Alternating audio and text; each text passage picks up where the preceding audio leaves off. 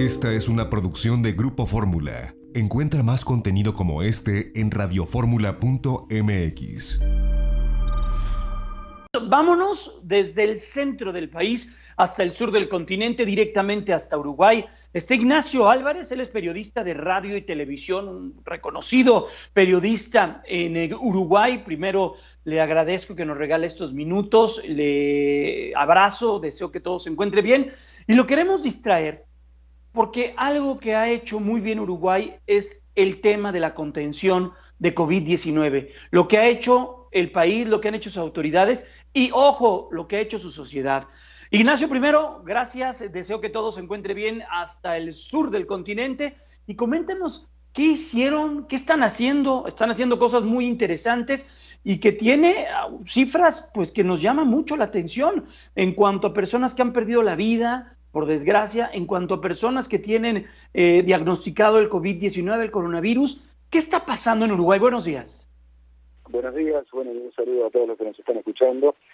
Sí, yo creo que hay cierto consenso a nivel científico, incluso también político, de que el secreto, si se quiere, estuvo en actuar rápidamente, ¿no? En cuanto aparecieron los primeros 4 casos de COVID positivo, que fue el viernes 13 de marzo, rápidamente el gobierno adoptó medidas drásticas. Por ejemplo, suspender las clases, ¿no? Donde obviamente, ¿no?, hay una gran aglomeración de gente, suspender todos los espectáculos públicos, el fútbol, por supuesto, es nuestro principal deporte, ¿no?, pero todo tipo de fiestas, eventos y nada más. También cerrar las fronteras, ¿no?, porque de hecho el coronavirus ingresó a nuestro país a través del aeropuerto, ¿no? Y entonces, sobre todo, es el haber tomado rápidamente esas decisiones, ¿no? Se coincide en que es algo clave. Y después, no te olvides, y creo que todos tenemos muy presente, que el coronavirus afecta fuertemente la salud, pero también impacta la economía, ¿no? Y en esa disyuntiva, entre qué hacer, el gobierno de Lacalle optó, fiel a su filosofía liberal, por no hacer la cuarentena obligatoria, ¿no? A diferencia de lo que han hecho otros países como Argentina, seguir más lejos. Acá Lacalle fue muy claro y dijo que había que procurar mantener ese equilibrio, ¿no?, entre, por supuesto, preservar la salud de los uruguayos, pero evitar que se peguen los motores de la economía. Así se lo utilizó. Entonces, por eso hablabas de un uso responsable de la libertad por parte de la ciudadanía. De las primeras semanas, ahora las calles eran prácticamente un desierto, pero voluntarios, ¿no? En la calle el presidente decía, yo no consigo, sale de su casa para tratar de llevar el pan a su familia, no puede hacer eso. Y de hecho es uno de los problemas con los que se han encontrado los países que aplicaron la cuarentena obligatoria. Entonces hubo un gran sentido de la responsabilidad, pero basado en la libertad de cada uno de los ciudadanos, y desde arriba esa decisión entonces de procurar conciliar esos dos intereses, que es el económico y el sanitario. ¿Me explico? Lo que vemos, por ejemplo, cifras al pasado jueves 23 de julio, Uruguay reportaba 1,117 casos de infectados, 34 personas que habrían perdido la vida, 934 personas que habrían sido recuperadas. Son cifras de la OMS, en el lugar 136 con la cantidad de infectados alrededor de todo el mundo. ¿Qué pasa en el terreno económico? ¿Cómo han sentido las afectaciones, Ignacio, del confinamiento y pues de este parón económico que ha tenido el país y el mundo? Mira, primero una precisión en cuanto a los 1,000 y pico de casos de los que hablaba. Obviamente son 1,000 y pico de casos en total, desde que apareció el primer caso, allá imagínate, en el mes de marzo, hasta ahora, ¿no? Muchos recuperados. Uruguay fue achatando la curva, que ese era el gran objetivo, eso es lo que hablan los infectólogos, ¿no? Evitar una implosión de los casos, porque ahí sí puede colapsar el sistema, y como pasó en Italia, en el peor momento, al final tenés que elegir a quién dejas vivir, a quién dejas morir, porque no hay respiradores para todos. Bueno, eso es lo que se quería evitar, y se logró, bueno, con creces, ¿no?, porque ni siquiera se estuvo cerca de colapsar. Pero llegamos a bajar los casos de COVID positivo, y ahora hay un leve repunte, porque surgieron algunos brotes puntuales que van de la mano con la reactivación de la economía. O sea, primero voluntariamente, pero ahora se paró gran parte de la actividad. Y bueno, por supuesto que así entonces fueron bajando los casos hasta que llegamos, hace unas semanas había 12 personas con COVID positivo, con coronavirus en Uruguay, 12 en todo el país. Y todos pensábamos que íbamos a llegar a 0 en cualquier momento. Sin embargo, apareció un brote en un lado, otro brote en otro, y ahora estamos alrededor de los 100. 100, igual es muy poco, ¿no? Y está súper controlado, pero también hay algo que es importante y te quería mencionar. ¿Cómo se actuó frente al surgimiento de determinados casos?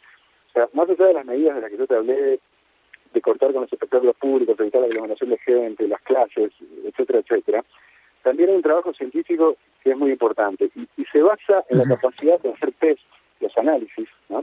La mayor cantidad de análisis posibles. Eso es fundamental.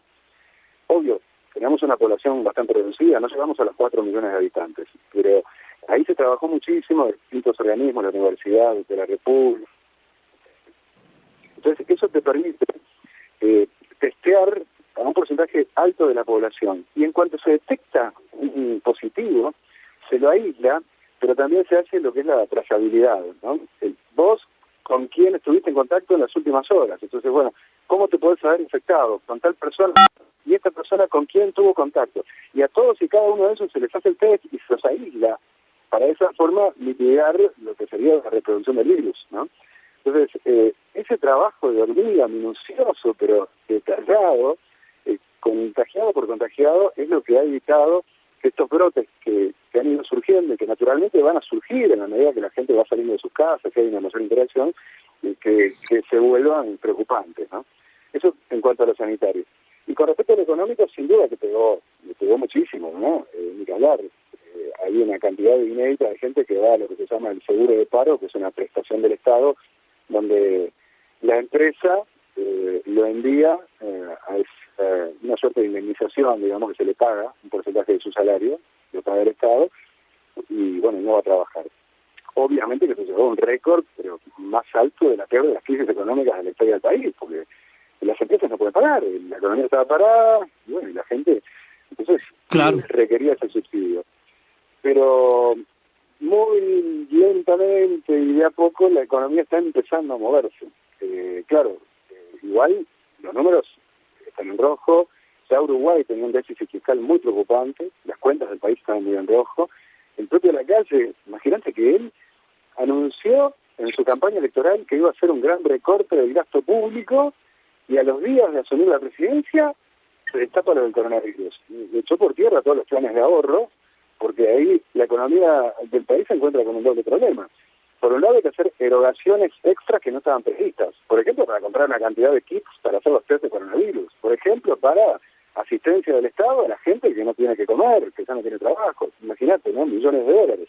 Pero a su vez, por el lado de la recaudación, una economía paralizada no se mueve y el fisco no recauda impuestos. Entonces es un doble problema.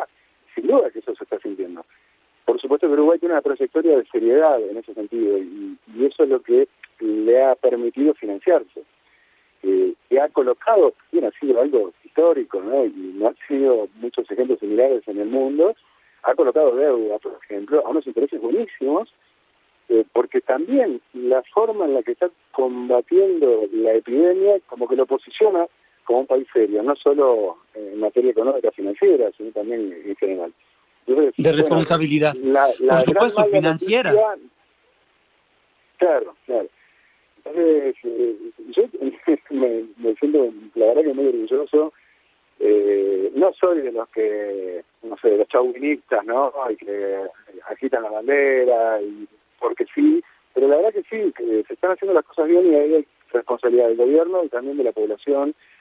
Y bueno, y eso quizás tiene que ver también con la historia del propio país. Hay una cultura cívica muy importante en general, no más allá de que como en todos los países estamos entrando en una bajada y en un deterioro que se ve en la inseguridad y en todas otras cosas, pero como que hay valores que siguen marcando la diferencia. Claro.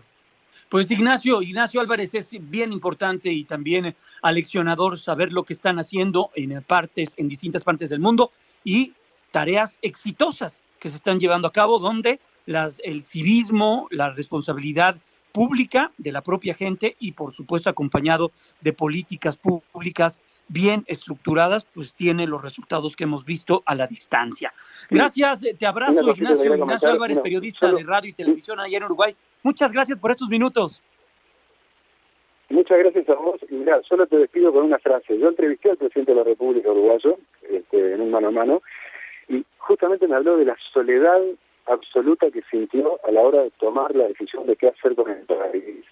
Y me decía eso, me decía, en la más absoluta soledad, porque todo el peso de la responsabilidad lo tenía en sus hombros, fue que decidió no aplicar la cuarentena obligatoria, ¿no? Y bueno, y la verdad que le dio muy buen resultado, porque tanto lo sanitario como lo económico han logrado el mejor camino. Ignacio, gracias. Un fuerte abrazo hasta Uruguay. Gracias y saludos a todos. Gracias.